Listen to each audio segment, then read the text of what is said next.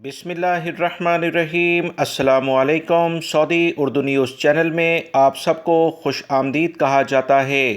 दोस्तों, रमज़ानुल मुबारक में अल्हम्दुलिल्लाह कुछ ही दिन बाकी हैं। रमज़ान की आमद आमद है।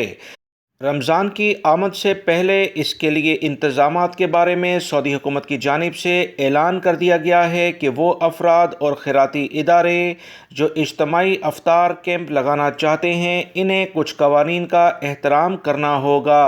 ताज़ा तरीन इतलात कोरोना के केसेस में कमी के बाद से जारी की गई हैं, ताकि कोरोना से मुतल्लिका जो भी एहतियाती तदाबीर हैं उस पर भी अमल किया जाए।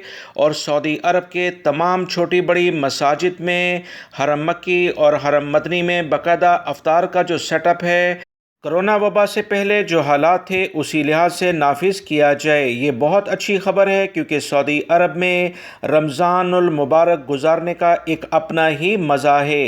सऊदी हुकूमत की जानिब से कहा गया कि सऊदी महकमे शहरी दफा से इजाज़तनामा जो भी खैराती और इज्तमाही इदारे हैं वो अफ्तार का जो सेटअप यानी कैंप लगाएंगे, लाजमी लेना होंगे। खुली जगहों पर ये अफ्तार कैंप लगाए जाएं और फायर प्रूफ खैमे लगने चाहिए, ताकि खुदा न खास्ता कोई भी हादसा हो तो ये फायर प्रूफ खैमे हर लेवल पर प्रोटेक्शन के लिहाज से, हिफाजत के लिहाज से बेहतर हों।